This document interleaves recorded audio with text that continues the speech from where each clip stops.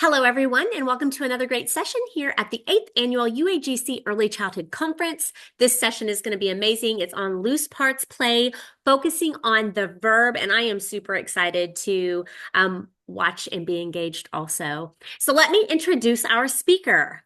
Veronica is an early childhood education consultant, and she has been dedicated over a decade to inspiring and supporting her fellow educators. As the founder of Cultivating Confidence Early Years Consultancy, Veronica specializes in curating enriching online and live learning experiences for educators. Her expertise shines through in the incorporation of magical elements like loose parts play, sensory processing, and Reggio-inspired practices. This strategic approach empowers educators in their roles, leaving a lasting impact on children's development.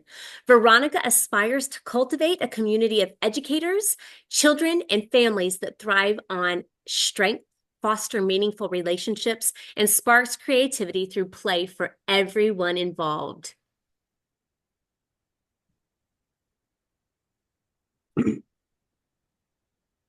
All right, for this first disclaimer, I would like you to take a brief moment in the spirit of transparency and utmost respect for our community. We have some information we'd like you to read. By taking a few moments to read through this disclaimer, you empower yourself with important information regarding the boundaries of our knowledge-sharing environment.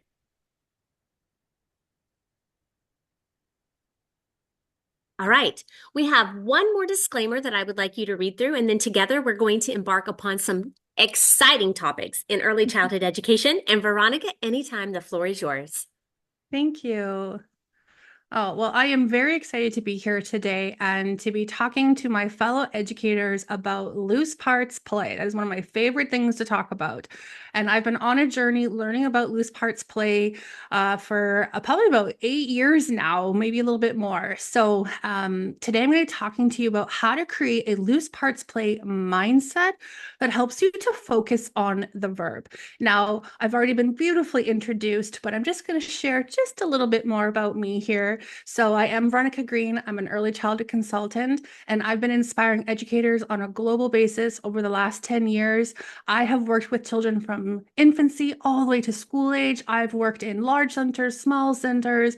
I've been an assistant director, and I've also ran my own accredited day home as well. So I've had my toes and experiences all different throughout all different types of childcare in our profession as well. Now, this silly goose that you see here on the screen sticking his tongue out, that is my son.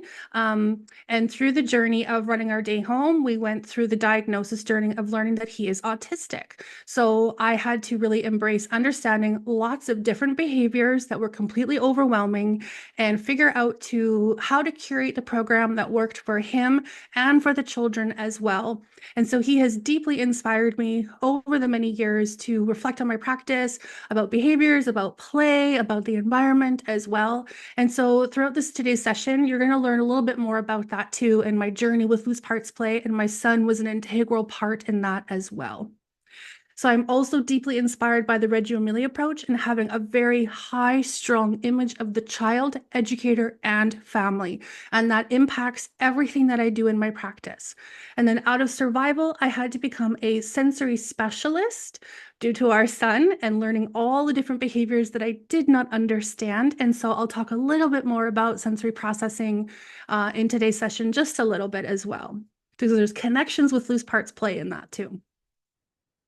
Okay, so I do want to let you know that I love to give away high quality, free, valuable resources. I want to support you in your practice beyond these training sessions and beyond the conference. So you're going to be able to get a little free resource as well that you'll see a QR code come up on the screen at the end so that you can continue learning and I can support you further on in your practice as well. Okay, so I want to start off with where I started with loose parts play. And the reason I want to start there is because we want to normalize growth. Where I am now in my practice with loose parts play is not where I started. Okay. When I first started with loose parts play, you can see here on the pictures, if you look at the view that they are a bird's eye view, right? Like helicopter, they're literally over top of the children because that's where I was. I started off with loose parts play, looking at getting inspiration from Pinterest and things like that. So there was little glass stones, some ice crystal, like plastic crystal things, beads, rocks. And then I think I cut out like little circles out of construction paper for them to create things on top of. I don't even know why I did that, but that was something that I did, probably because I saw it on Pinterest. So I was copying it. But what I want to point out is that the angle of that photo is literally over top of the children because that's where I was. I was terrified with loose parts play.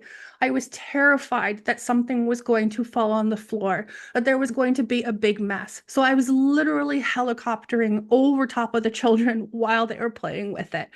So I just want to share that where you're at in your journey with loose parts play, whether you're at the beginning and you have no idea what this is, or you're just starting out, I want you to know that that's where I started as well. Okay. I didn't understand it properly. I didn't know how to embrace loose parts play properly. So it was really important. So I want you to hear my journey for a couple of reasons. Okay. Because it's where I am now in my early years journey is not where I started. Okay. So I'm guessing that's where you are as well. So let's just rewind for a minute. When I was first embracing loose parts play, as I said, I was relying on Pinterest. That's where a lot of people go. When they first start learning about loose parts play, it's usually from social media, from Pinterest, and just sharing of photos. And there's nothing wrong with getting inspiration from that. However, though, it can bring a lot of misconceptions, and we can be missing out on the theory of loose parts play. And that theory, when we understand that, takes away a lot of those misconceptions and fears, and we can be holding ourselves back from really embracing it. So at this point as well in my journey, when I was just first starting out, I was relying on Pinterest for all of my ideas. I was planning 5 activities a day, and I use the word activities because that's what they were. They were very adult-led still. They weren't very open-ended, and planning 5 activities a day was exhausting. So I felt that my role was when one activity was done, the children were done with it, I needed to clean it up and then put out another one. And when that one was done, I would clean it up and then put out another one. I was overworking myself and I was exhausted. I was frustrated that what I was setting up wasn't being played with as well. I'd been putting a lot of time into the evenings and weekends, and the children didn't want to play with things. And so I was frustrated, they were frustrated, and I thought that I was doing things to better our practice, but I really wasn't. Okay, so in the pictures here, you can see some examples that I probably got off of Pinterest. For example, the bottom left there's like the alphabets with using a Q-tip and paint and tracing. That's definitely off of Pinterest. Looking at different, in the top right, there's looking at different color shades. There's like color swatches and then different items. There's nothing wrong with these activities. It's just, when I look back at my practice, I was so frustrated.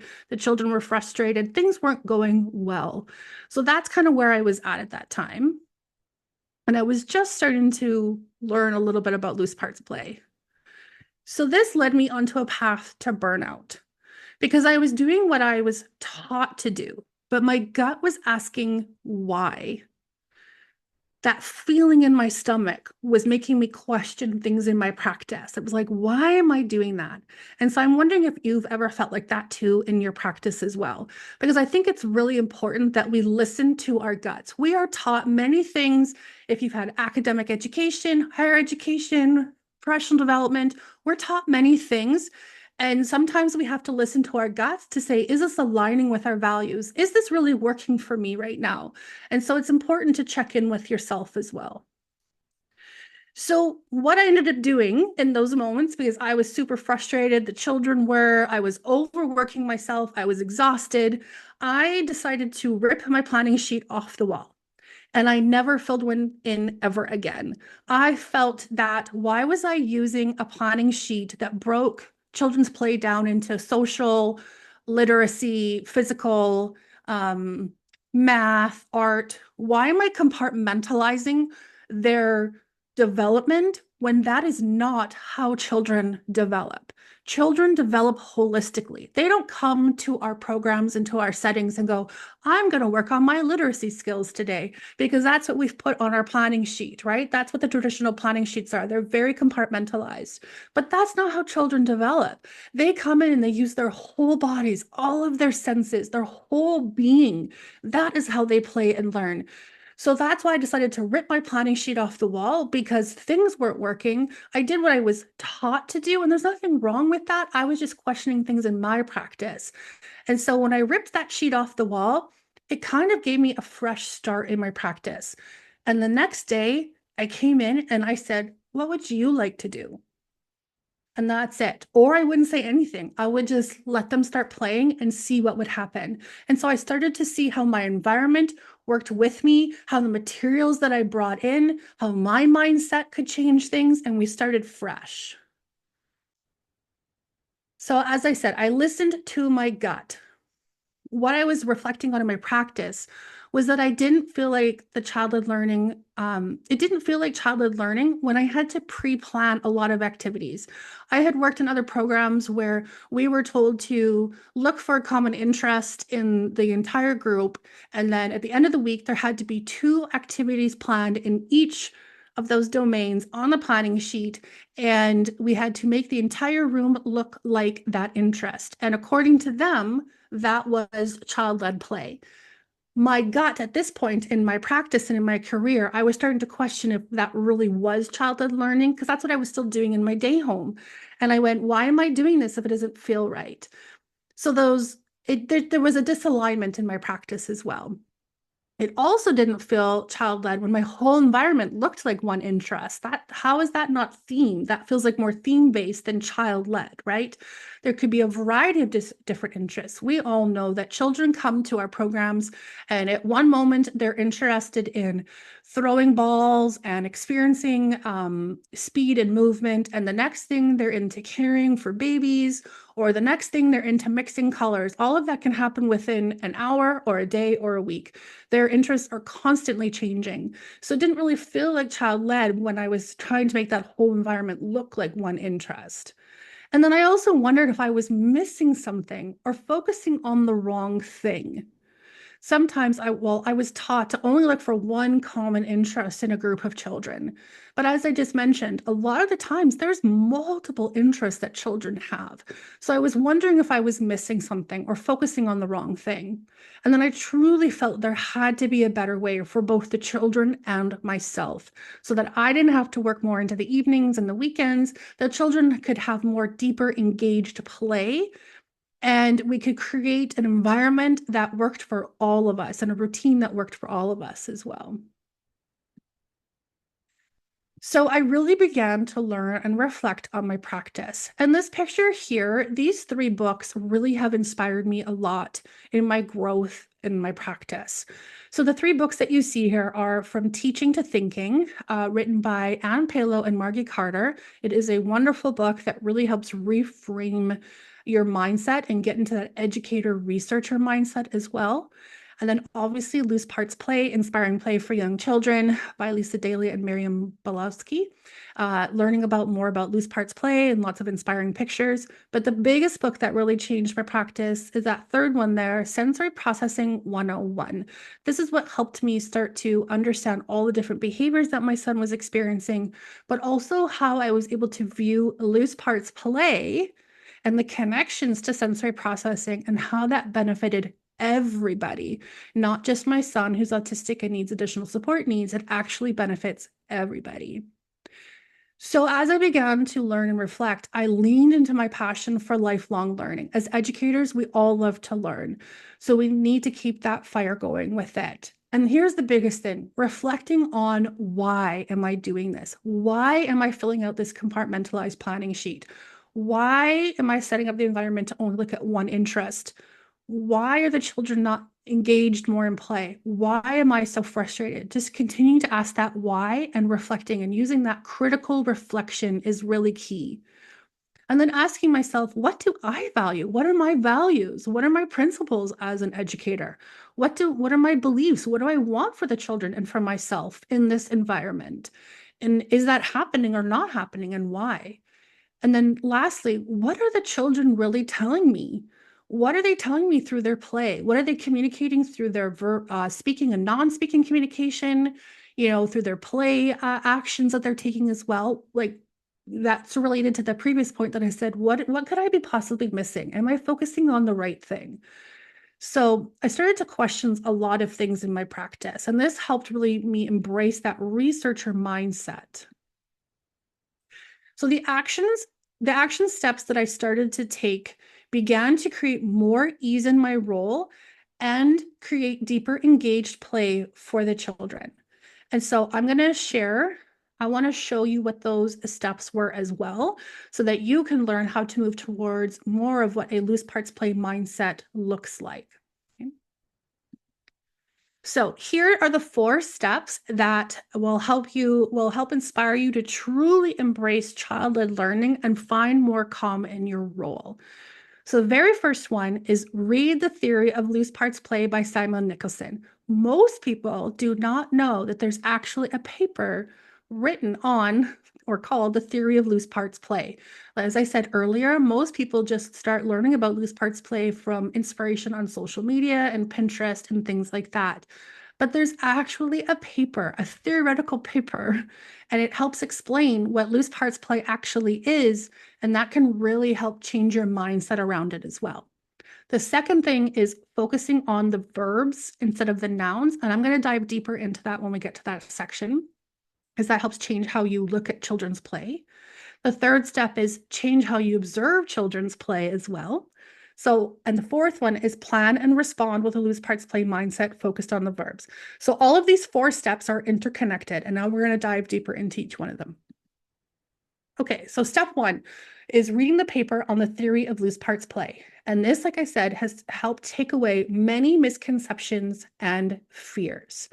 So a lot of the time, even myself, when I first started with loose parts play, as I said, I was very afraid that things were going to fall on the floor. I was afraid that there was going to be a mess, that things might get broken, or things might get dumped into like big piles, or I was worried. Had a lot of worries and fears. And so those fears can really stop us as educators from allowing children to embrace play and to embrace their innate curiosities that they have. We all know that children are innately curious and that the environment they want to explore, they're trying to make sense of their world, and play is how they do that.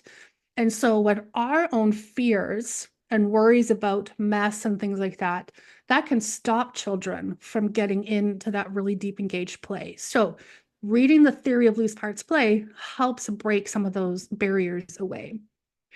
There are usually 3 common misconceptions, and what I thought loose parts play was as well at the beginning until I read the paper. And these are common ones, maybe you've had them as well, that loose parts play is only with small items. So like little shells or rocks, things that you'll see in the picture there, like little jewels, only small items is what loose parts play is. Or another misconception is that it's only physical items, things that you can tangibly touch. That's another misconception.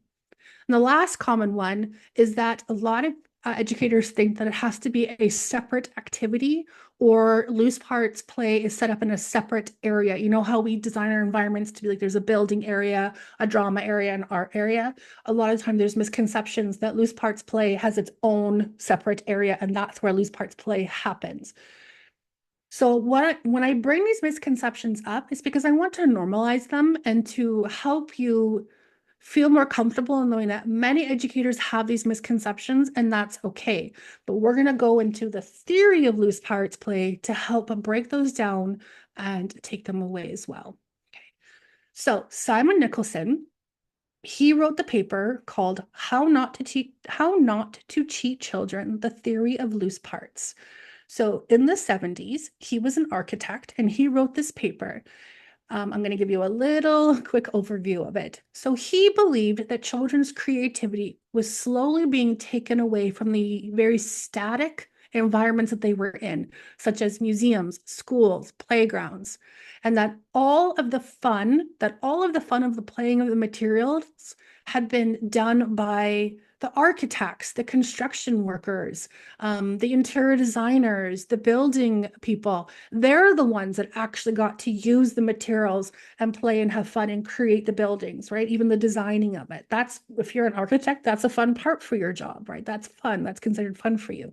And so that all of the fun had been done by all of these adults, and that the children were left with very static environments. An example that I like to use often is when we go to a playground, and this I think is seen globally, is when we go to playgrounds, oftentimes trees, even like the lower tree branches, are cut away because they don't want children to climb trees anymore. Or you go to an open field and you can't find a stick or almost even a leaf for children to play with because they've all been cleaned up and taken away. So as you can see on the screen here, Nicholson, this is a quote from his paper. It says that he states that loose parts play is the playing around with the components and variables of the world in order to make experiments and discover new things and form new concepts. So he focuses on using those different components in the world that are, they're able to be moved, they're able to be touched or seen or felt or experimented with, and that you can explore them. It's not just solely about physical materials. It's loose parts play is more about the experimentation, the discovery, and forming new concepts. That's what loose parts play is. The things that we use are the catalyst to the experimentation as well. So in this picture in the background here, it is an example from when I ran my day home. The children, they were exploring different components like ice, vinegar. So sorry, I need to circle back for a second. In his theory, he also talks about the different components. And what happens is he starts to list them out. And the very first thing he lists out is materials and shapes. And I think that's where we as educators have gotten stuck on, is the materials part. So we kind of break it down into like recyclable materials, plastic, fabrics, metal, natural items, glass and ceramics, metal items, all of those different kinds of components, I think, are more considered the materials part of the different components that children can play with. However, though, he goes on to list so many other kinds of variables, such as chemical interactions, fire, cooking, smells, nature, animals, movement, light. Even our words, concepts, and ideas are all considered loose parts variables. So just those different components that children like to explore with. So there's so much more than just the physical, tangible things, right? So as I said now, this example here, the children were exploring chemical interactions, the simple chemical interaction of baking soda and vinegar. We had just added some food coloring into with the vinegar to make it different colors. And then they had baking soda. They were also exploring ice, and they had different like pipettes, and the sun was also part of the experiment as well, because as the ice was left out and the sun was there, it was changing the form of the ice as well throughout the day. So this was exploring lots of different variables within loose parts. It's about that experimentation. It's not just about the boxes and the glass stones, right? That's a misconception. It's not just about the small things or the physical, tangible things. It's also about those other variables that I just mentioned. And those variables like light and sound and movement and chemical interactions, those things the children love to explore. Anytime I bring light into play, children get to explore light through mirrors, natural light, flashlights, light cubes, all those different kinds of things. That really can deepen children's play as well. And that's loose parts play in there too. Okay, so he also goes on to state in his paper that in any environment, both the degree of inventiveness and creativity and the possibility of discovery are directly proportional to the number and kind of variables in it. It's really important that we look at this statement and go that we need to have the right kind and numbers of variables in it. So as I said, we can have all of those like natural items, the fabrics, the metals, the glass and ceramics, all those different kind of categories, but we also need to make sure that we're bringing in light, fire, chemical interactions, smell, cooking, magnetism, electricity, all of that is considered loose parts play. So do we have a wide variety and do we have enough of it as well? So that we can create an environment that brings out inventiveness, creativity, and the possibility of discovery, okay? So this is where us as educators, we can analyze and reflect on the different kinds of variables that we have. And I'm very particular about the language that I'm using. I'm using the word variable and not just material, because material in our sense, we tend to think of that as the very physical, tangible thing, right? But variable is much more open-ended. And that's the word that he uses in his paper as well. So I'm very careful. I try to be very careful around the language that I use as well. Okay, so step two. Step two is we want to change our focus to the verbs instead of the nouns. And this helps us embrace more of an educator as researcher mindset. So what does this mean? When we go back to the theory of loose parts play, as Nicholson also wrote as well here, he says that for environments to meet the loose parts requirement, they have to be dynamic. So environments have to be movable, they're to be transforming, they have to be experimental, discovery. There has to be lots of things happening. So this means, as educators, we have to be open to the idea that children are going to fill up a bag with rocks, and they're going to transport that item from one area to the next or across the outdoor playground, wherever they're experimenting with, and that they might create a whole other pile or a whole other play scenario in another area, or that they might want to rip apart fabric, or they might want to deconstruct boxes. That's all a part of it being dynamic. So things don't just happen in one area, right? That's a misconception. Loose parts play is everywhere you're in your environment. So it's not just where the play is happening, but it's also what might they be using and exploring with as well.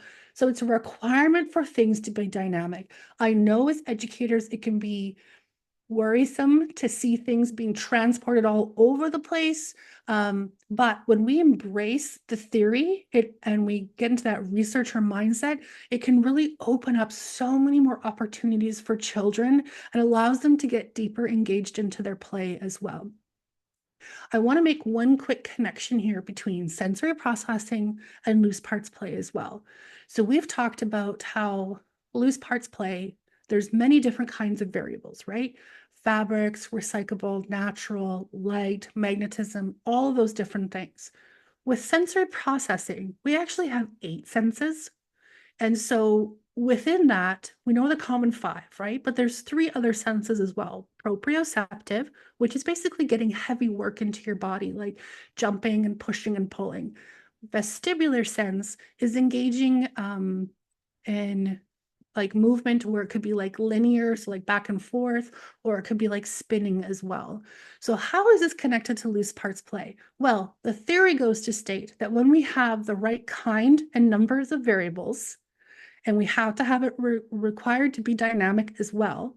And when we have those different kinds of variables across all the different categories, we are going to naturally bring in experiences for children to engage in their senses through texture, sight, sound, taste, through pushing and pulling carts full of rocks across the outdoor playground. We're going to be embracing that proprioceptive sense, that heavy work. They're going to be spinning different objects. They're going to be spinning themselves on things. And sensory systems have to develop just like their learning domains. So when we provide all of these different kinds of variables across the different domains that's tied to theory, we are naturally providing sensory stimulation for children that helps them develop their sensory systems, and typically that would be very helpful for them to self-regulate as well. So when we as educators use this theory and we curate our environments based on that, when we allow children to move more, they're going to get more heavy work. They're going to get all the sensory information that they need. That's going to help them self-regulate, which leads to hopefully less behaviors as well.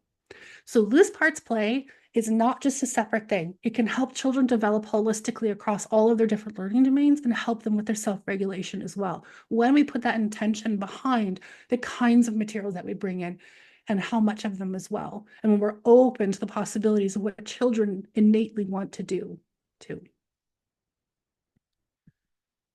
Okay, so he also goes on to state in his paper, there's lots of different words that he uses. And so I just wanted to focus on that because in this step 2, we're looking at focusing on the verb, not just the noun, right? So in his paper, he uses words such as like invent, discover, modify, experiment, construct, evaluate, play, form, fun. These are all very dynamic words, actionable words.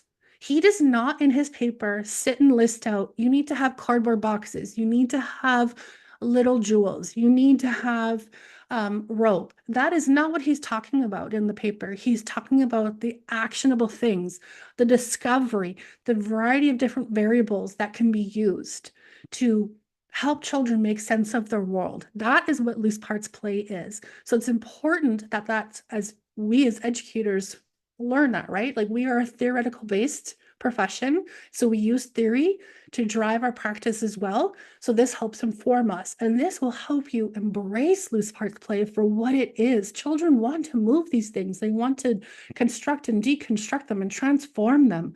And so when we understand how important that is, and that's connected to theory, it becomes more easier for us to say yes to it as well. Because the more you say yes, the more you're going to see what can happen. Okay, so step 3 is changed how I observed children's play. So as I said, we started to look for the actions and not just the themes, right? In the beginning, I talked a lot about how I was supposed to find one common interest for the whole group, make the environment look like that, but it didn't feel like child-led learning. It didn't feel good for the children or for myself. So I started to change how I looked and observed their play. So when we start looking for the verbs instead of the nouns, this what it can be look like. Commonly, we go, oh, the children are interested in plants, or they're interested in building their towers, or they really like balls, or they really like food. But is it truly that? Could it be possibly that are they more interested instead of just plants? It's about the growing, about how they grow, what makes them grow, why do they grow, how tall might it get, how do they grow, right? Those curiosity questions, those wonder things. Instead of just a tower, is it more about the building, the architecture, the structure, the engineering of things, the problem solving that comes with that, the structures of different materials that can make a building stronger or more susceptible to falling apart? Like we want to look for more of the verbs. Commonly with toddlers and even infants, a lot of the times we think, oh, they're interested in balls. But is it really that? Is it more about the moving, the speed, the shape of it, the ability to, when something's lighter, they can go farther when they throw. When it's heavier, it can't go as far. Like there's all the different aspects of that. And then with food, is it more about, are they interested in mixing different things, right? That's part of loose parts play, like, and even connected to schema play, the transformation, what happens, example, the chemical interaction that we explored with vinegar and baking soda. What happens when we mix two things together? What happens if I put more of one item and less of another? It's that curiosity that children are exploring. So we might not be able to know exactly what they're saying, especially depending on their language skills, but as educators, this is why getting into that researcher mindset and asking why is really important, and go, what else could it be? And the more that we get into the researcher mindset, the more that we're going to be open to the children embracing their innate curiosities and researcher mindset as well. Commonly, we all say that children are little scientists. But as educators, are we really creating an environment that allows them to be the scientists that they are? They are trying to make sense of their world. And when it comes to loose parts play, you can really help embrace that and foster that and facilitate their scientific inquiries. Because when we get to that more questioning aspects in their thinking, that leads to higher level thinking, which means they're going to be deeply engaged in their play and they are using their brains to their fullest capacity as well. And as I said earlier, when we provide all those different variables, and we've intently put different types of sensory stimulation for them, we're helping them self-regulate while they play, which allows them to get into that higher level thinking as well. And when we have that researcher mindset, we're going to enable that for them too. Okay, so I have an example here. I'll explain this slide in just a second here with all the words on it. I was in a center and I was in the infant room and the infants were exploring. There was all different types of sizes and shapes of cardboard. Like some of them were like little boxes, some of them were like long pieces. There was all different shapes and they were exploring gourds at that time. Like I think it was like fall. So there was a couple like different squashes and gourds and stuff in the room and like all different weights. And so I was just sitting there observing the children. I was there consulting with the educators. And um, for that particular observation, we're taught how to do anecdotal observations and things like that.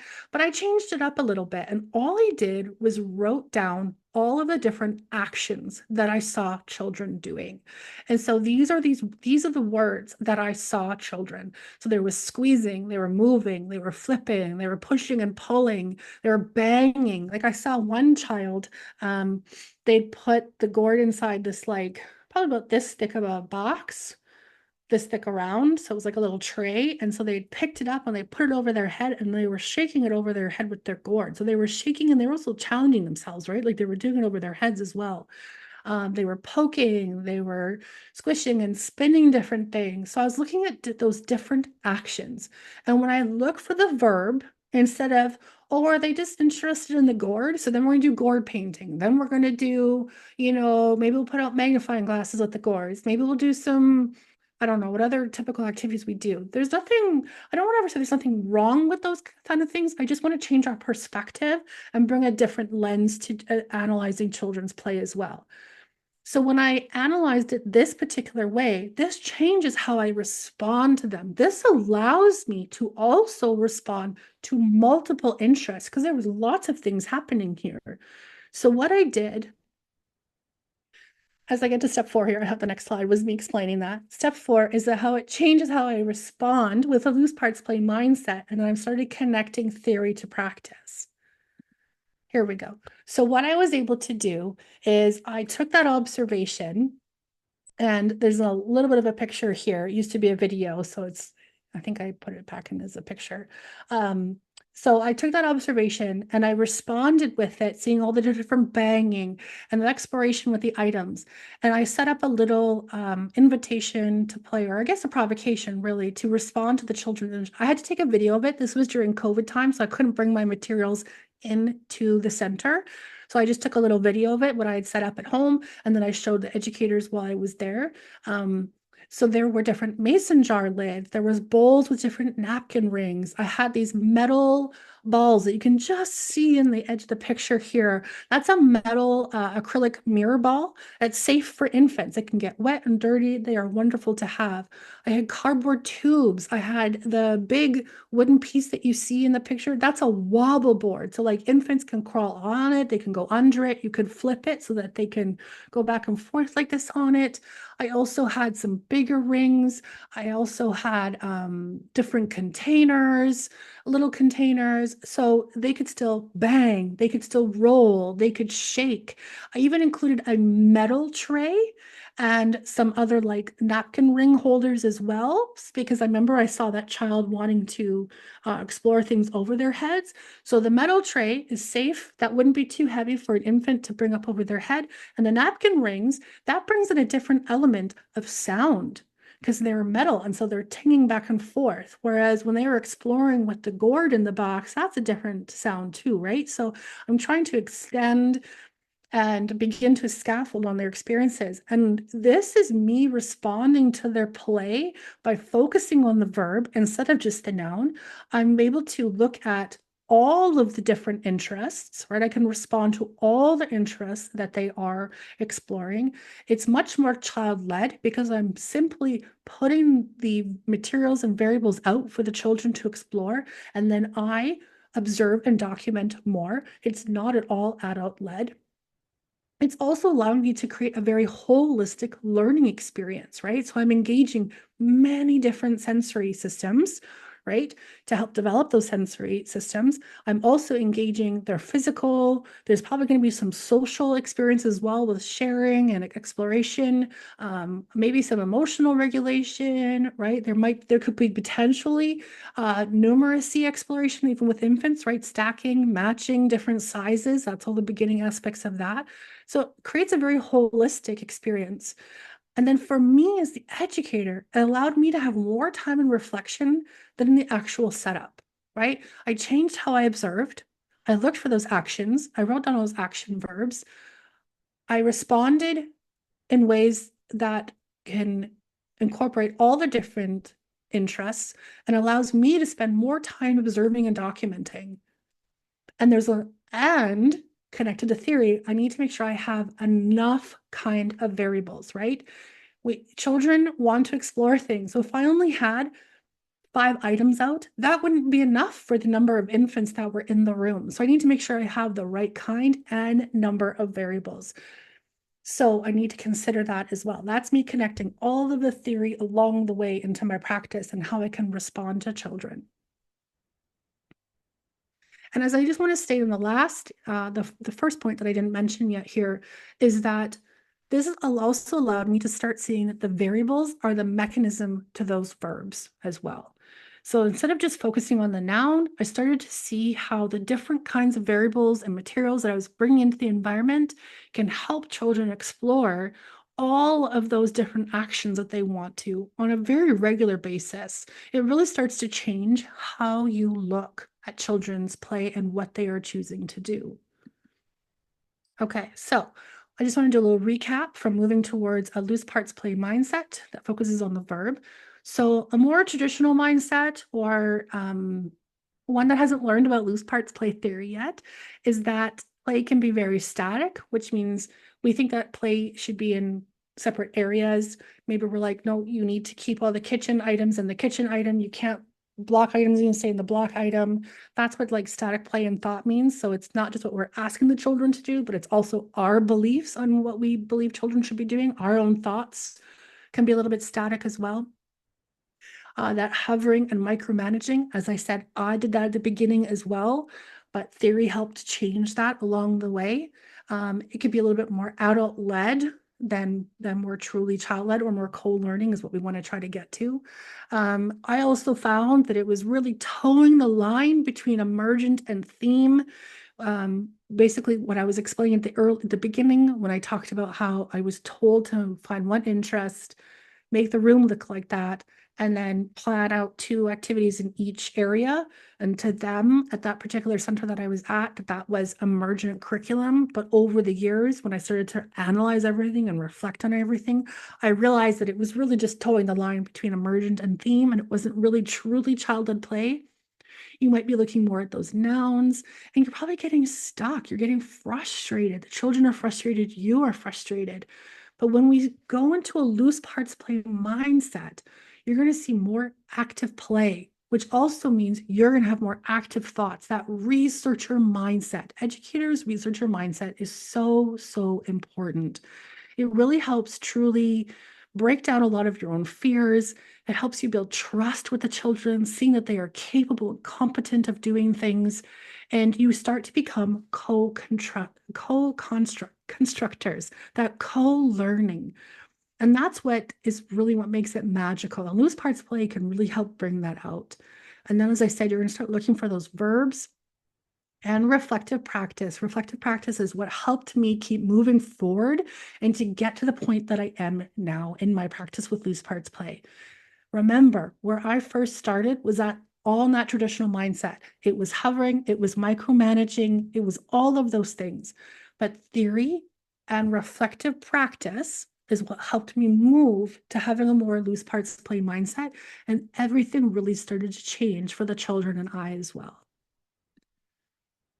Okay, so just to recap one more thing, myths with loose parts play, we think it's only for preschool age and older, or only small pieces, only physical items, or I have to have a separate loose parts play area. Those are a lot of common myths about loose parts play. But from this session, I'm hoping that you're now learning some of the truths about loose parts play, that The theory is applicable for any age, for us as well. There's no age requirements in the paper.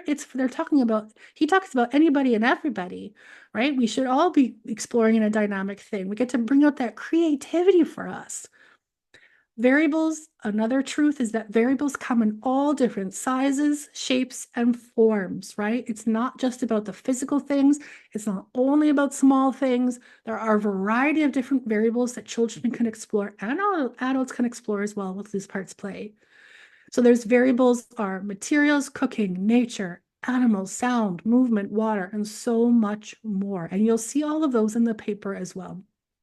And the last truth is that loose parts play is dynamic actions with the variables in the environment.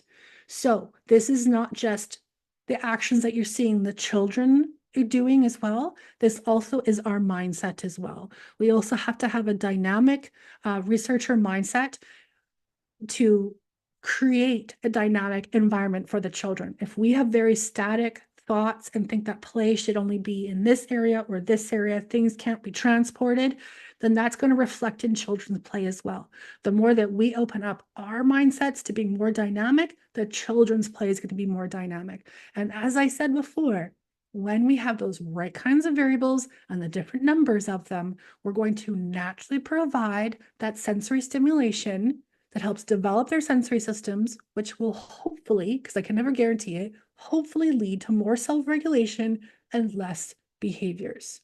So embrace the transporting, embrace the collecting, embrace the dumping, because that's what loose parts play is. And we're helping children learn how to regulate their bodies as well. And that's going to give you more time back to research and document and observe as well. Okay. So if you're brand new to loose parts play, or you're still a little bit nervous about what is your role in this, you're embracing the dynamic piece, you're excited about the transporting now, well, what are you going to do in those moments? So this is just like a thinking framework, and it's very much inspired by John Muir Laws. He is a nature educator. He has so many fantastic resources on his website. This is a framework that he uses to get teachers and students inspired in nature, to get them bringing in like their scientific mind as well. But when I learned about this little framework, I thought it'd be really great to use in the early years, especially with loose parts play, to build in that researcher mindset for you. So when you're starting to embrace loose parts play, you're putting that in the environment, you might be going, well, what do I do? What am I looking for? What should I be asking myself? Because I know a lot of the times as educators, we can get very nervous about, are we asking the right thing? Are we saying the right thing? Am I documenting the right thing? We can get a little bit stuck in that. So what I would like to encourage you to do is to use this very simple framework in the moment. And that is simply, I notice that this child is filling up this box with all the rocks and transporting it across to this area. I notice that this child is shaking and banging these items together. I notice that this child is doing this, right? It's very open-ended. It just gives you a starting point for your thoughts. I notice blah, blah, blah. There's no wrong answers to this. There's no wrong answers. So I hope that frees up your mindset around going, I don't know what to write, or am I doing the right thing? Whatever you write down is the correct thing, because the more you practice the skill, the better you will get at it. This is a skill. Being a researcher is a skill. So we have to practice it to get better and more comfortable with it as well. So you start off with I notice, and then you might go, I wonder. I wonder if I've ever seen them do that before. I wonder why they only like to play with this certain variable. I wonder why these two particular children always play together with these things. I wonder why they're mixing these things together, right? That I wonder. We use I wonder statements with the children. Let's use I wonder statements in our own researching as well. And then the last one is it reminds me. So you're seeing like what you notice and what you wonder. It reminds me, allows you to start making connections across different things. And this is where really magical things can happen, because this is where you might go, oh, I noticed that the children were always scraping the clay when we brought it out. I wonder why they only ever scrape. I wonder why they don't ever like smush or stack or tear or anything like that, because I'm looking for those actions, right? And then I go, it reminds me of how they explore with Play-Doh all the time. I mean, then you can start going, well, why? Why is that?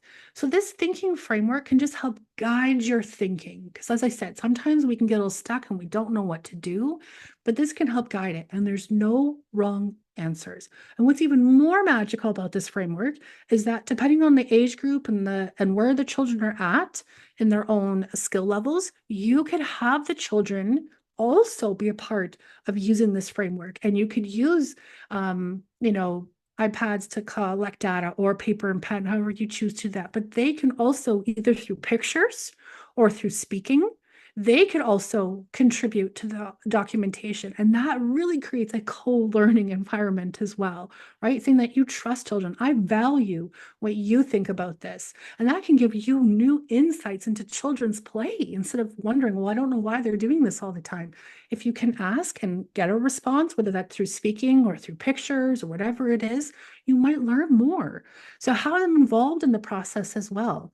And that really helps build your relationship with the children, helps build trust, that co-constructing, and that gets them excited for them to come to the setting every day and to the program because they see that their ideas are valued just as much as your ideas are. So that's what I really like about this framework too. Okay, so on the screen here, you can use this QR code to get your freebie, which is the Planning Cycle Guide. And these are just some pictures here below to give you a little insight as to what's inside of there. So this is going to be an extension of this session to continue embracing educator as researcher mindset, how to use the planning cycle with it through observation, documentation, researching, and responding as well. And so, like I said, I like to support you beyond these sessions as well. So there's great info and many more linked resources in there as well.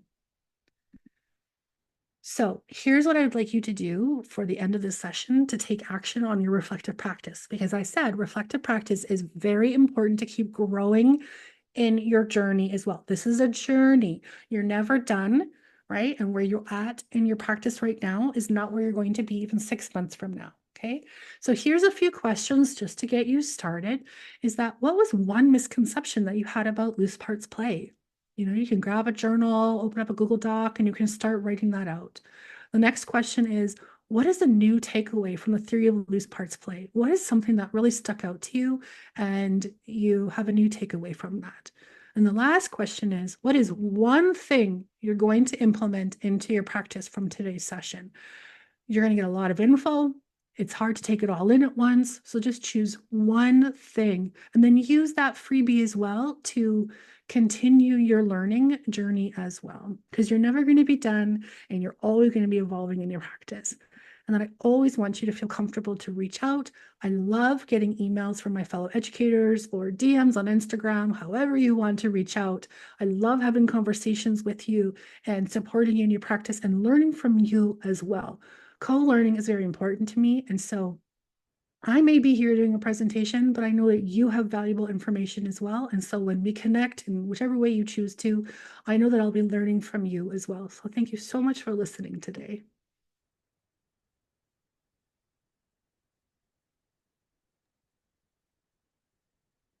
Veronica, that was an amazing presentation. We hope you will all choose another session. Have a great day.